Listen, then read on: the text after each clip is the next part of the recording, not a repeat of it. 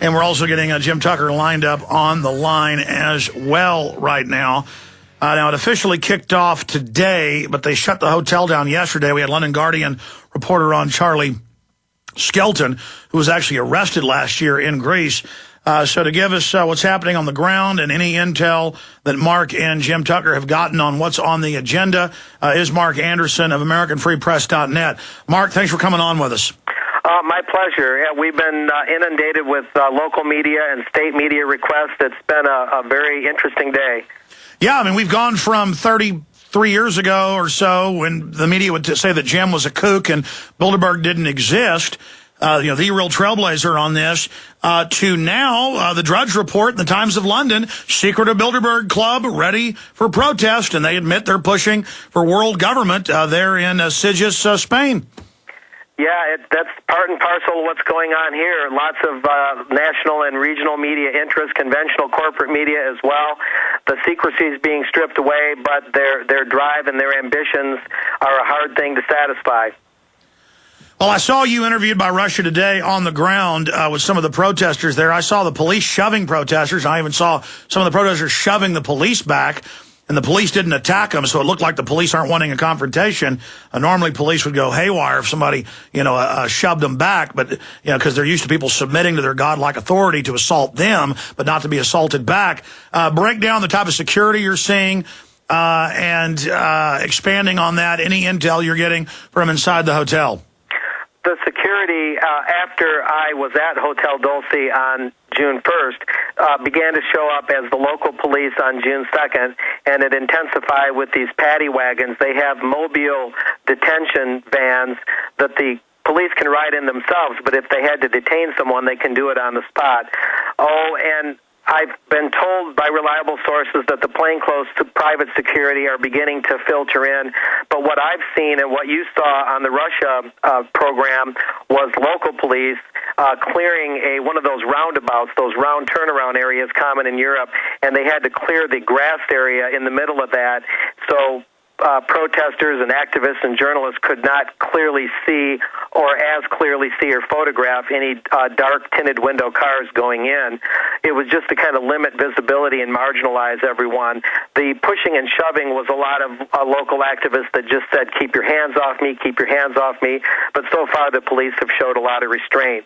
In terms of what's going on information-wise, I know the broad brushstrokes that they have been looking at making the IMF into a world treasury and things like that. But the minutia, the detail, we're still working on, and Jim can probably address that a little more. Yeah, and I know Jim is trying to make his way up to his hotel room being mobbed by media. This is the complete opposite of even what was happening 10 years ago with almost no mainstream media coverage.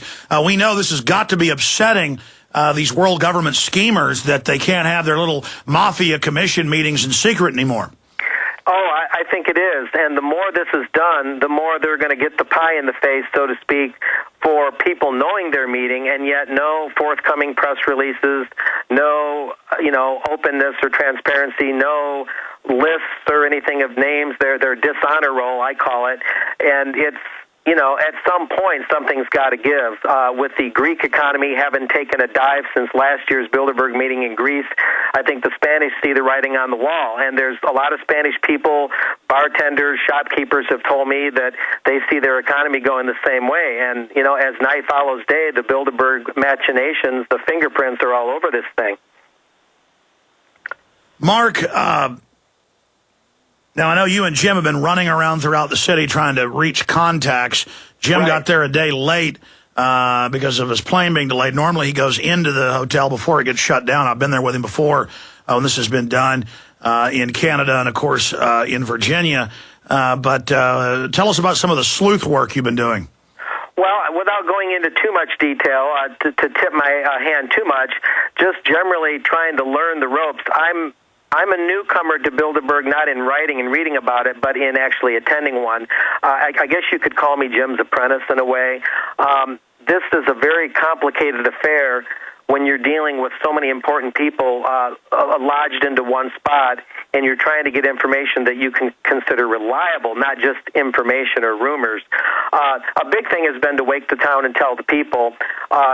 kind of the Z of Zorro on the wall. A lot of flyers have been circulating written in Spanish telling the average Spanish person what's going on in their town.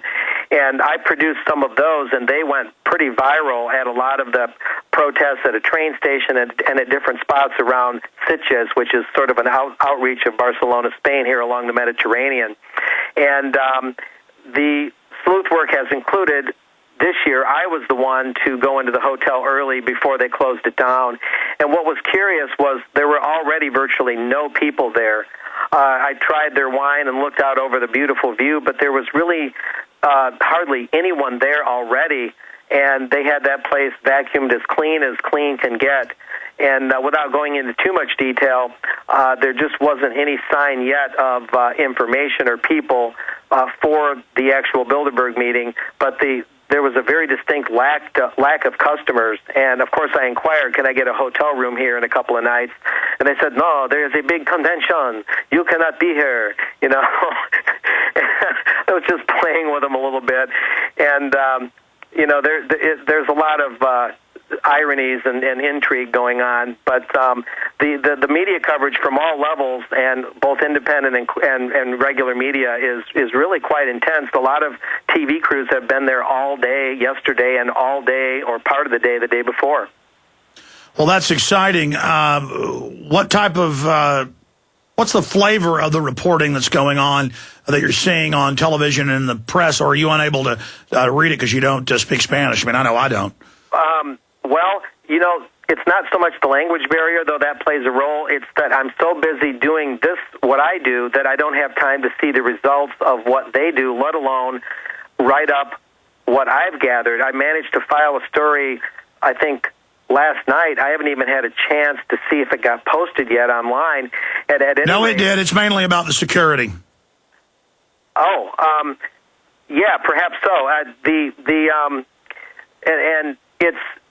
So it's tricky. It's hard to even, sometimes the reporters that you talk to don't provide all the information on what stations they broadcast on, how to dial it in. But the point is there's a lot of media there, so that's exciting. It's been almost constant, and it's a great mixture of the independent bloggers right on up to your national and regional TV stations. I heard one lady reporter with a national Spanish station arguing with her editor or her boss, saying we do too much trivia, too much bubblegum, we need to do more with this, which is, you know, a good thing to hear. Well, I was talking to Charlie Skelton yesterday from The Guardian, and he said he was talking to BBC TV. They were getting ready to run with it. And then later the editor said, look, this has been killed, or the producer he was talking to said, this story's now been killed. So we do see Bilderberg there, you know, trying to suppress the news, trying to keep real news from hitting the media, but they're having less and less control. Let me ask you this, Mr. Anderson from American Free Press, deputy editor. Did you see Zbigniew Brzezinski's speech of 2 weeks ago that we wrote about and was later picked up and used in the speech before the EU Parliament a few days ago? Quotes from our article dealing with the fact that Brzezinski basically said, for the first time in history, the whole world is awake to our world government and things are getting tougher for us.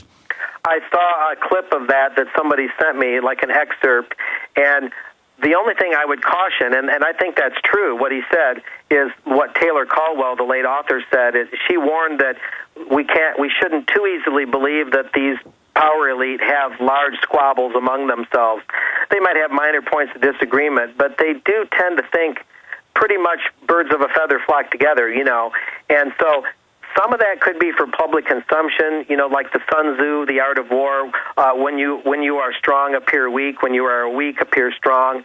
We have to be very careful, and I've cautioned Jim, and Jim agrees that what Brzezinski said is probably true, but we don't want them to play possum on us. We don't want them to put out urban legends that we'll believe too easily.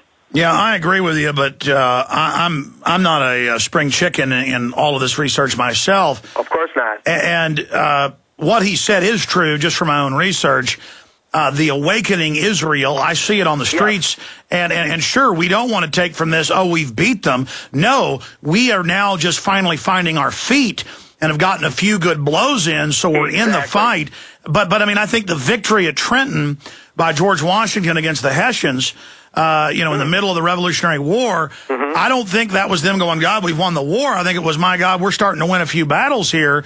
And the fact that world government is being set up is now mainstream news, and they've tried to keep it secret. So I think what Brzezinski is, he's in the corner telling his boxers, hey, you better get in there and take this guy serious. We can take him, but you better wake up. Here's some smelling salts. Yeah, that's a pretty good analogy, Alex. And, I think the part that's true is the public awakening. And